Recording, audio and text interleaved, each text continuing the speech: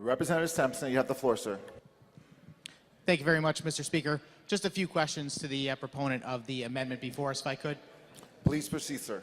Yeah, first thing, just looking at the new Section 1, and I understand this is a strike-all amendment that essentially replaces the entire language of the underlying bill, which formerly had to do with long-term care insurance premium rate increases, and now is this new language, which, if I'm correct, essentially would apply a $12 surcharge to each homeowner's insurance policy sold or delivered in Connecticut for the purpose of setting up a fund to take care of crumbling foundations in eastern Connecticut and the other items mentioned by the proponent. Is that correct through you, Mr. Speaker? Representative Curry. Through you, Mr. Speaker, yes. Representative Sampson. My purpose today, Mr. Speaker, is to just do a little fact-finding to make sure what exactly we are voting on. So just a couple of more questions.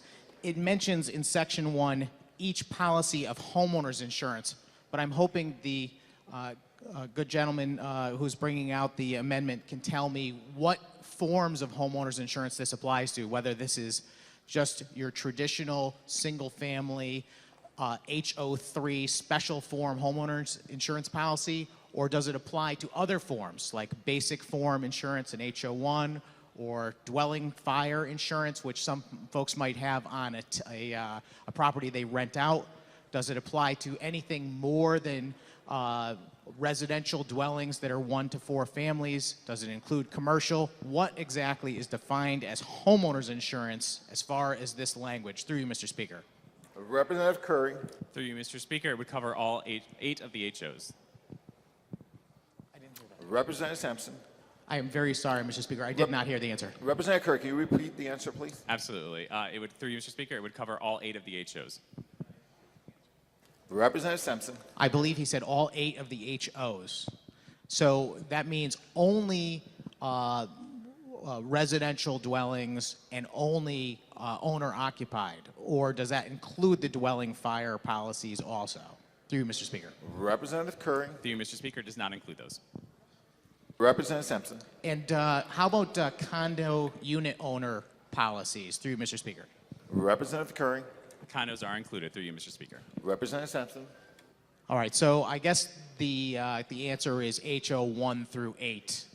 And that's interesting. I don't even know what HO7 or HO8 are. I don't think I've ever seen one, despite being in the industry for some time. But for the edification of those of us, HO1 is a basic form homeowners insurance policy. HO2 is broad form. HO3 is probably what most people have on their single-family home. That's a special form.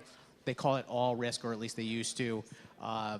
Type of homeowners insurance, and then you have dwelling fire policies, which are similar but for non-owner occupied dwellings, DP 1, 2, and 3, and then there's the HO6 is for condos. All of those this would apply to, if I'm correct. So I guess a further question is, if a individual in the state owns more than one property that falls under this category, suppose you have someone who owns 10 or 12 single-family homes, one that they live in and maybe others that they rent out. Would that mean that they would be responsible for a $12 charge on each of their policies? Through you, Mr. Speaker. Representative Curry. Through you, Mr. Speaker, assuming that they are named on the insured, yes. Representative Sampson. Yes, thank you very, very much, Mr. Speaker. So the impact of this could be substantial for a single individual if they own multiple properties that happen to fit in this category.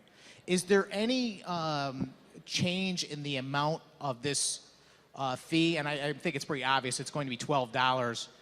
But is there any change that is affected by the premium? I mean, there are some folks that purchase a renter's insurance policy, which might even be a $100 premium, which seems to me would be affected by this. And other people might have a homeowner's policy that might be in the thousands. So the percentage of impact for $12 could be vastly different. I just want to confirm that it is the same across the board. Through you, Mr. Speaker. Representative Curry. Through you, Mr. Speaker, everyone would be charged the same $12. Representative Sampson. Thank you, Mr. Speaker. And everyone would be charged the same $12 per policy. Okay. So I guess just moving on, I noticed that in the end of Section 1, Oh, no, I'm sorry. The end of the first paragraph, which is lines 10 and 11, I think. It says, such surcharge shall not be considered premium for any purpose. And that just, I want to clarify a few things with regard to that. Typically, when an insurance company bills a policyholder for premium, they are able to charge various billing fees. And I'm curious to know if a billing fee could apply to this $12 charge. Through you, Mr. Speaker. Representative Curring.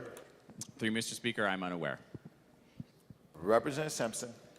Okay, thank you.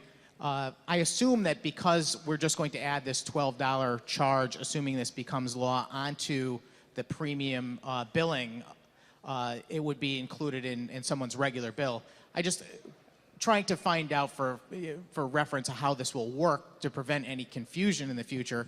If someone has a premium that's, say, $1,000, and we add a $12 charge to it, does this mean that if the policyholder only pays the $1,000 that their policy might be in jeopardy? Through you, Mr. Speaker. Representative Curry. Through you, Mr. Speaker.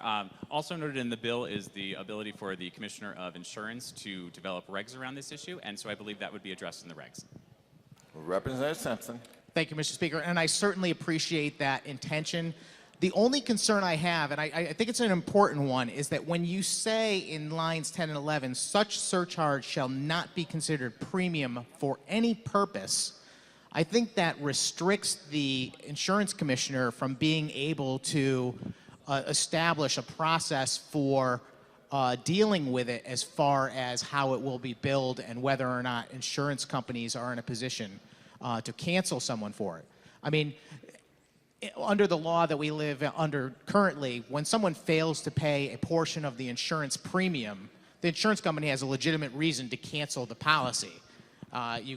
Basically, it's for non-payment of premium. They would have special rules they would have to follow. They must provide 10-day notice. It has to be done in a certain format, and the policyholder has an opportunity to pay it.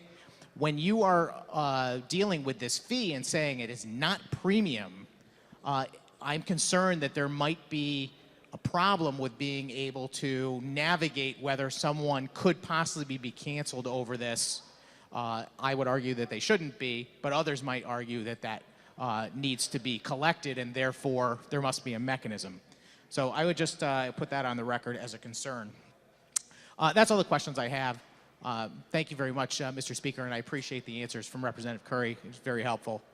I'm not going to say too much about this. I stand in opposition to this bill simply because while I'm very sympathetic to the problems faced by homeowners in Eastern Connecticut and those facing the other issues in our state, I don't believe this is the proper mechanism to take care of it. First off, I don't know if there is enough of a pot of money that will be developed here to take care of that.